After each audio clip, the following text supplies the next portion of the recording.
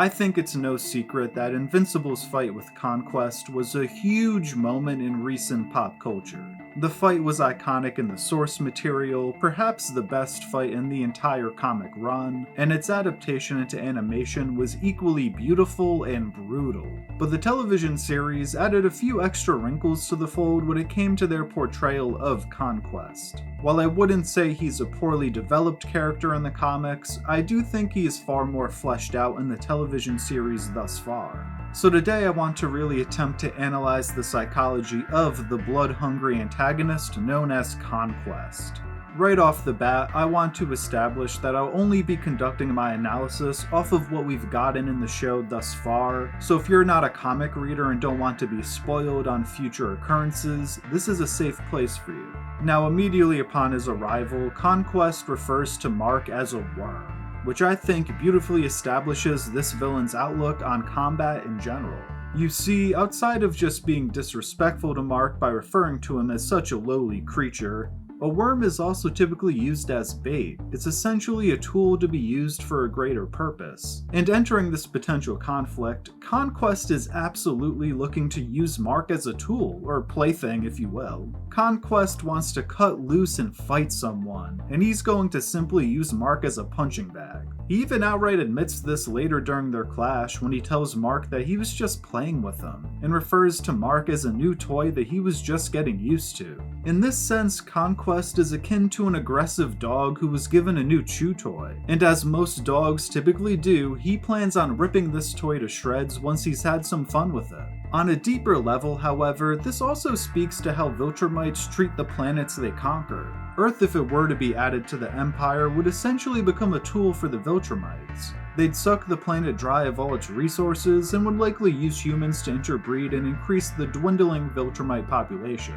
And I think Conquest calling Mark a worm kind of goes to show that by siding with humanity and deciding to attempt to fight off Viltrumite rule, Conquest views Mark as a lowly human and not a true Viltrumite.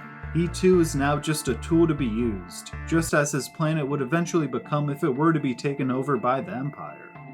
However, Conquest is not a typical Viltrumite. Anissa and Nolan, prior to his change of heart, kind of showed us a blueprint for how a quote-unquote normal Viltrumite operates. They are extremely loyal to their people and take their duties and assignments very seriously. This is why Nolan kind of just assumed his life was over when he defied his objective on Earth and left the planet. But when Conquest pins Mark down early into their fight, he makes it very clear that he doesn't care about the Viltrumite Empire. While someone like Anissa and even Nolan for most of Season 1 truly believed in the Viltrumite cause and that spreading their empire would benefit the planets they conquered, Conquest will tell Mark no such thing. He could care less about spreading the empire, he just wants to shoot the Fade. Shooting the Fade is everything to Conquest. In some ways, he's almost like Battle Beast. He just wants to fight. So why would he try to convince Mark to join the Empire? That would mean he can't fight Mark, and Conquest really wants to beat Invincible to a bloody pulp. When Mark asks if Conquest still thinks their clash is going to go his way, Conquest replies by saying he's damn near certain. Which, while being a pretty confident statement, does show that he's not 100% sure. And I think this very, very small amount of doubt comes from the fact that Conquest knows he isn't fighting all out. And he's intentionally not because he enjoys having his fist clenched in blood. The faster he kills Mark, the quicker he'll have to go back to not having fun. So he's going to intentionally prolong their encounter, which will give Mark a slight chance at victory. And this fascinates me because it speaks to the fact that Conquest is bloodthirsty, but not bloodlusted. When someone fights completely bloodlusted, such as Mark does at the end of this encounter, they are fighting holding nothing back and trying to kill their combatant with every strike. That's not what Conquest is doing. I say he's bloodthirsty because he does want to kill Mark and make him bleed, that much is clearly apparent, but he wants to do it in a prolonged manner. Conquest is truly a psychopath because of his enjoyment of this process. In fact, he's willing to take what would be 100% guaranteed victory if he were just to fight seriously from the jump, and risk a small chance of failure and his own death just to increase how long he can enjoy the process for. And this is perhaps the most sick and sadistic aspect of his psyche. He even thanks Mark at one point because of how much joy the battle has given him. He knows goddamn well that Mark is trying to kill him, but he still treats Mark in this fight as if it is a game. It was once said in the comics that Conquest fights as if he is a spectator to his own battles, and I think this perfectly captures his mindset. The way he thinks of his clashes kind of mirrors how and why we play video games. Since I'm not a soldier and don't own any assault rifles, I sometimes fire up the Xbox and play some Rainbow Six Siege. In essence, it's an outlet where I get to experience some of that style of combat without facing any real-life danger, which is precisely how Conquest fights Mark, except for the fact that his life is very much on the line.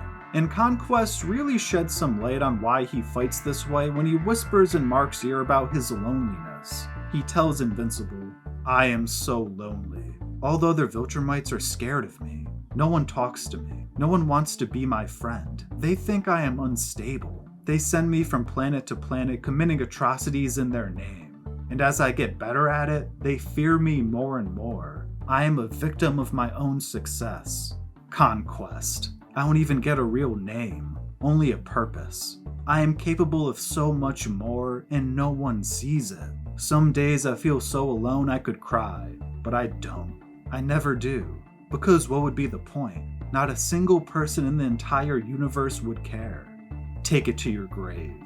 And this loneliness that Conquest experiences, I think is why he fights in the way that he does. Because he's so good at killing others and crushing civilizations, no Viltrumite wants to befriend him, so he can't find enjoyment in any other aspect of life. He is only allowed to conquer planets by himself. And since this is all he's allowed to do, he decides to make each conquest last as long as possible.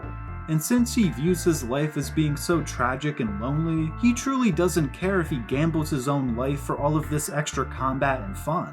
In his mind, if toying with an opponent brings the end of his life, so be it. He'll take the good with the bad. He's alone in life anyways, so why would it matter if he dies? Not a single person in the entire universe would care.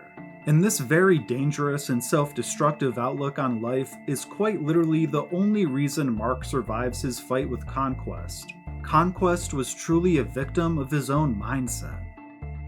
Well, if you made it this far, I'd love to know what you thought of Conquest as a character. If you're just a show watcher, were you shocked by his psychotic and brutal ways? And if you're a comic reader, what did you think of the few additions to his character? I hope you enjoyed this video, and if you did, please feel free to drop a like and subscribe for more Screen Stories content. Thank you for watching, and until next time, peace.